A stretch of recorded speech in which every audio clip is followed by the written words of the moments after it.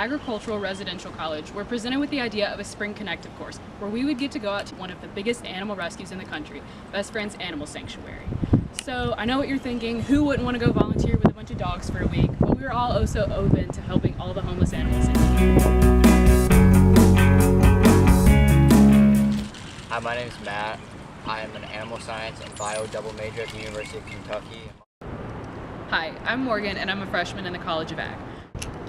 My name is Avery Levanti and I'm an equine science management major at the University of Kentucky. Hi, my name is Jordan Parker and I'm an equine science major here at the University of Kentucky. Hi, my name is Mallory Powers. I'm an agricultural education major. Hi, I'm James Campbell, an ABT major from Cynthiana, Kentucky. Hi, my name is Maggie Rumbaugh. I am an equine science and management major. Hi, my name is Emma Kiley and I'm a freshman here at the University of Kentucky. I'm studying animal sciences. Hi, my name is Lauren Adams and I'm here studying animal science and agricultural biotechnology at UK. Hi, my name is Lauren King. I'm a freshman animal science major here at the University. Friends is like the Noah's Ark of animal rescues. They have everything from horses, parrots, pigs, and they even had wild animals like owls and hawks. So we got there and we all had to pile into this 12-passenger church bus. And we really got to know each other on some long desert car rides. The quaint little town of Kanab was very welcoming. It was very small though. I think their population is about 4,000. And it was a very interesting week. Now, not only did we go to the animal sanctuary, we also went to Zion National Park. We got some very interesting pie on Pie Day. And we even got to spend a night in Las Vegas.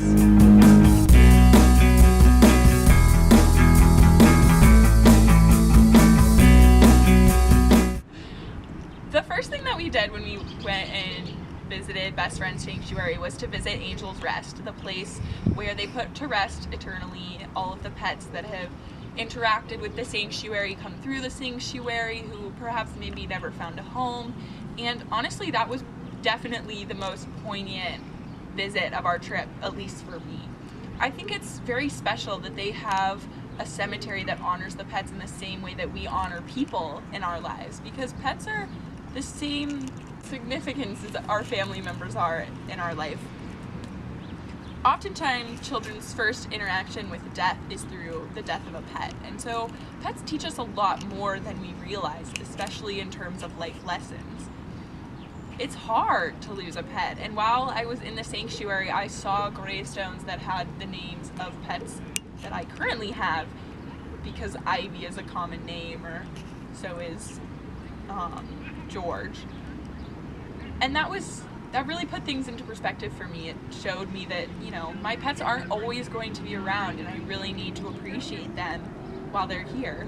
And I loved that, actually, about visiting Angel's Rest. I loved that, you know, it reminded me the significance of my own pets, and that there are people out there that love their pets intensely enough to honor them in the same way we would honor any other living thing.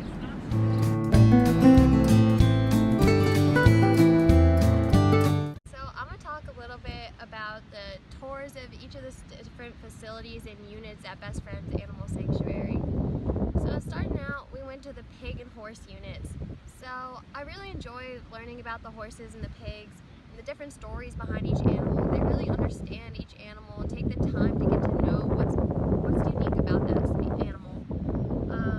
The horses, per se, there was a blind horse, and even though he couldn't see or couldn't tell where his friends are, he was still playing around just with all the other able horses. And there was even one horse with a recessive gene that allowed it to have curly fur. And that was really cool to learn about. I'd never heard of that. Then again, I'm not really a horse person or a cow person. But then we went over to the pig side, and there was a wild boar crossed with a Hampshire pig that a farmer couldn't take care of, so they sent it to the animal sanctuary so they had a place to stay when they didn't have room for it, rather than just slaughtering it or letting it go out in the wild where it couldn't survive. As we made our way up, we didn't get a chance to stop at the cat unit or the rabbit unit due to the size of our group, which was kind of sad but understandable. We made our way up to the birds and also the wildlife unit where they keep even tortoises. They have a pigeon. Who would have thought to save a pigeon? All different kinds of species, and they try to match them with their best fit, whether they'd be better in a group or in a lone setting. We also got got to tour with some birds. We didn't get to go in the unit, but they brought some of the birds out to talk to us, well, literally talk to us, as one of the birds said something about an apple. I don't remember what it was, but it was really funny. And it was really interesting to learn about each one of their likes and dislikes. Like I said, the people there who work at the facility really know a lot about each of these animals, what their needs are. We also got to spend a lot of time up in Dogtown, and Dogtown was probably my favorite, mainly because I just got to play with pit bulls all the time. I would pit bull back home, and it reminded me of that. But getting to walk around, walk these animals, interact was really cool experience that I don't think I would have gotten to have taking care of them and learning about.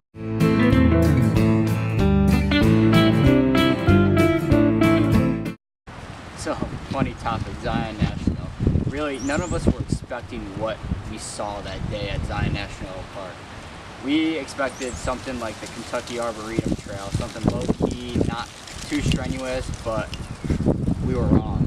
But at Zion, the views from the tops of the trails that we had hiked on the tops of these mountains were just unreal. It looked like a picture. It looked like a picture from a movie. Like, it was too good to be true. So, like, the first trail we hiked was called the Emerald Pools, and that trail we weren't really expecting much, but it was pretty cool. The views from there were awesome. It just wasn't too strenuous. So some of us after that trail were looking for something a little bit more. And me, I pushed for Angel's Landing, which, if any of you know what that is, it's a trail that's about 2 feet wide that has about 2,000 foot drop-offs on both sides of the trail. So Megan shut that down pretty quickly. But so then we decided for the Hidden Canyon Trail. And the Hidden Canyon Trail was amazing, for lack of better words. At parts on the trail, you were going with about 18 inches, with 2 people passing in both directions and hanging on to a chain on the side of the cliff. And when we got to the top, some of us were even brave enough to put our feet over the edge of the cliff and sit on the edge and just look off and just enjoy the view. And believe it or not, luckily, no one was even close to falling off, except for Emma Kiley, but that's another story that you can ask her. But just the views, and I think it all gave us a great appreciation of like what our country has to offer in the national park system, and it was just truly an amazing experience. And I was so lucky that we were able to do this in the biggest city of the country. Wouldn't have ever traded in for anything else. So a big portion of the actual volunteering we got to do at Best Friends revolved around cleaning runs in Dogtown. So Dogtown is the biggest section of animals that they have at Best Friends. They have over 1,000 dogs there, and how they have it set up is they have hundreds of these little house-like things called runs. There's about 4 dogs to a run, and they each have their little like individual indoor spaces, and then it goes into an outdoor space that's fenced in so that they get outdoor time also. So we got to do this for 3 different shifts over the week.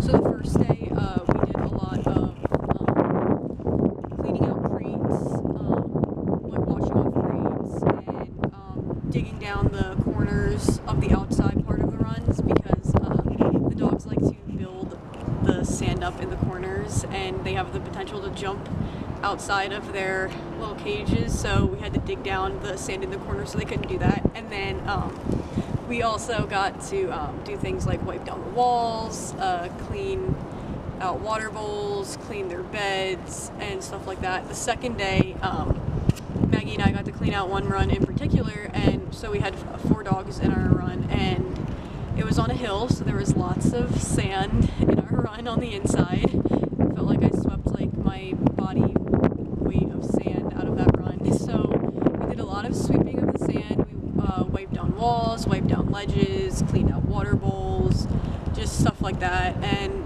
I met my favorite dog there. His name was Tiger Woods. He was really cute. He was this fluffy older dog, and he liked to dig up rocks, and he would put them in his little food bowls as gifts for the workers there. So I thought he was really sweet.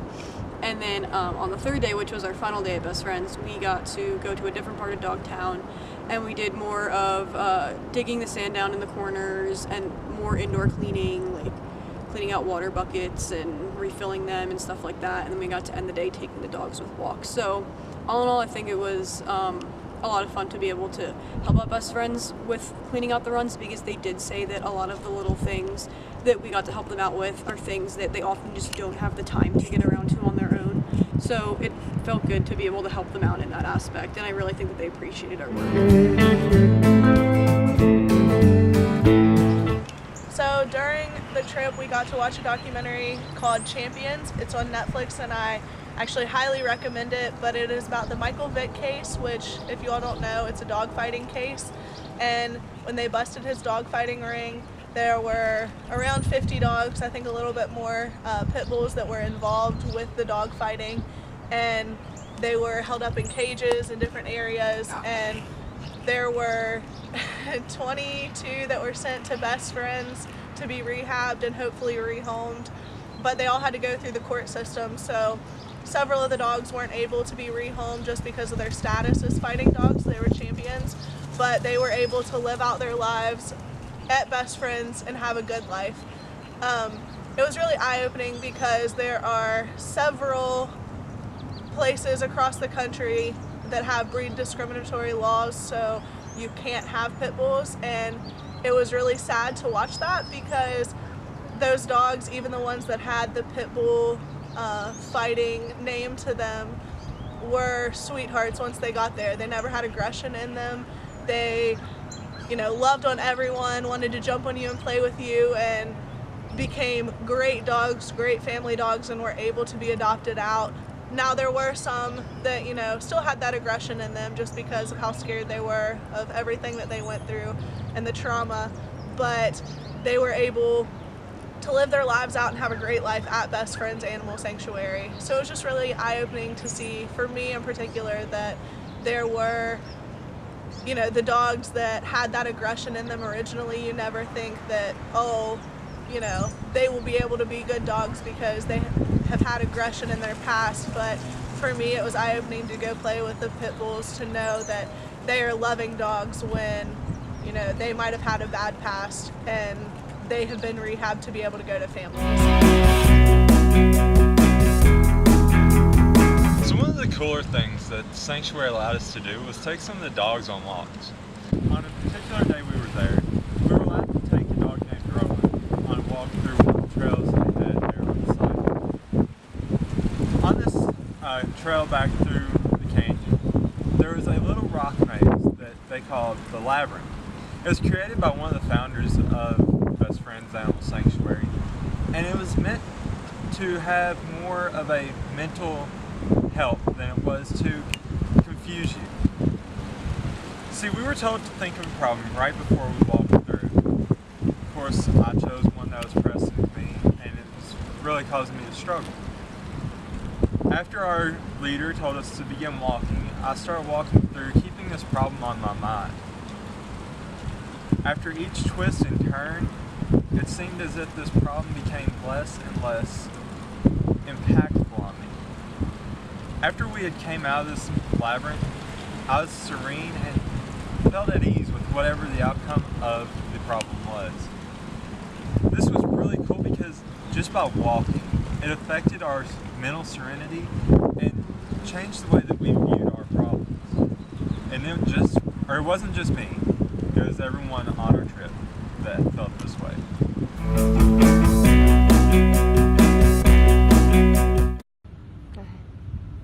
Okay, so I'm going to talk about bartend beef.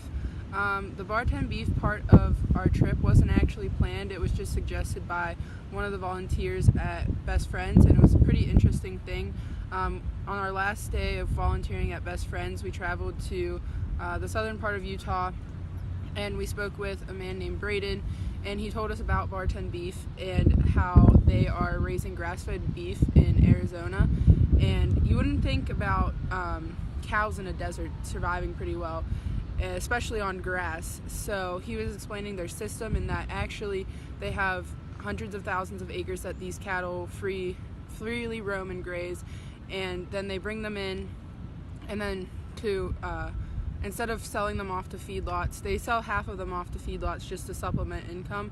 But eventually they would like to phase that out and do a complete operation where they move their cattle onto better grazing lands, and how they can finish them out before selling them to market. or they will ultimately like to process their own meat and then sell them out individually to customers. But I thought it was pretty interesting because, especially here in Kentucky, a lot of beef is feedlot, or there are some people that are moving into grass-fed beef, but he's just basically talking about sustainable agriculture and how we really need to think about our environment as well as what we're putting into our bodies and how that affects our performance. He was saying how a lot of athletes actually are his customers and they buy directly from them, and they live by this product, and they think it's really beneficial for them. But overall, I thought this experience was pretty interesting, especially learning about a different way of agriculture than most of us are used to or most of us hear about. And I thought it was very beneficial to go speak with Braden.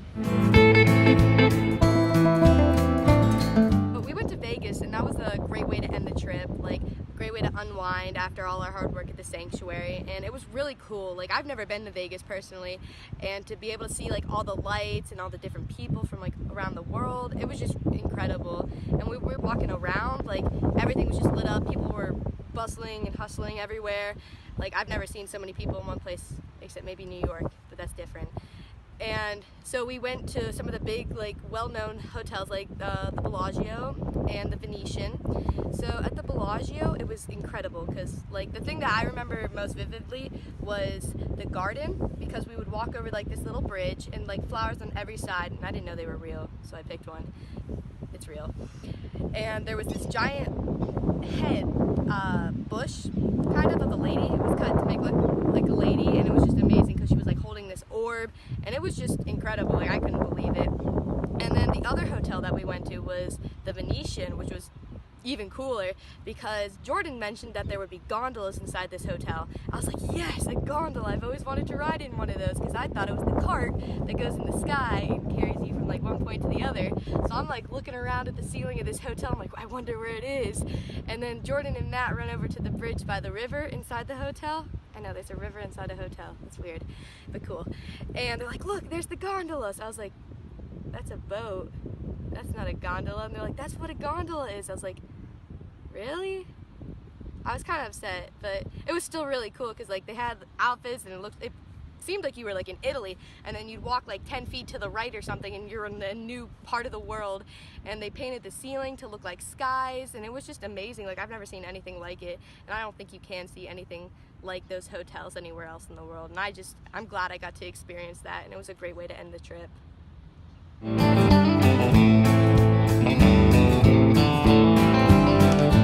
Well, on this trip, we all had many firsts. For some, it was traveling west and seeing Las Vegas and all of its sights. For me, it was seeing how such a large animal sanctuary could run. Many of us are planning on going into the animal industry in some form when we graduate. This experience gave us insight into a program that we wouldn't ever get to experience while in Kentucky. We traveled with animal science, equine science, agricultural biotechnology, and agricultural education majors.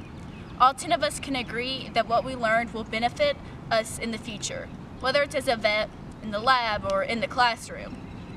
While there, we learned many things, such as how sand colic in horses is treated, and that's something that we wouldn't ever get to learn in Kentucky. As well as how feeding seeds and nuts to your birds is the equivalent of a human eating a diet consisting of only fast food.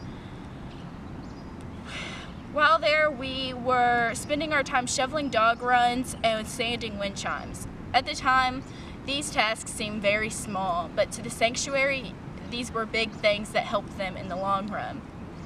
We didn't only learn and work, we had opportunities every time we turned around to connect with an animal that has lived a life harder than most of us could ever imagine. But they still showed us love and compassion. Cesar Millan said, "Think about a dog's ability to forgive. This to me is love." Every single one of us had the ability to witness what he meant firsthand while at the sanctuary. Not only did we learn from the sanctuary, but we also learned from Bar 10 Beef about raising cattle in such a dry climate, as well as immersed ourselves in the culture of the area we were visiting. We learned about how different the cattle industry is in the West and the struggles that they face daily. While there, we ate at a restaurant that we all decided was our absolute favorite, only to later find out that it was a vegetarian meal that trumped many of the foods that we eat on a daily basis. While there, we learned many things, but one of the most beneficial things, in my opinion, was the bonds that grew over the course of the week. While there, we went from people who share a dorm and a classroom to people who grew, not only as a unit, but closer together.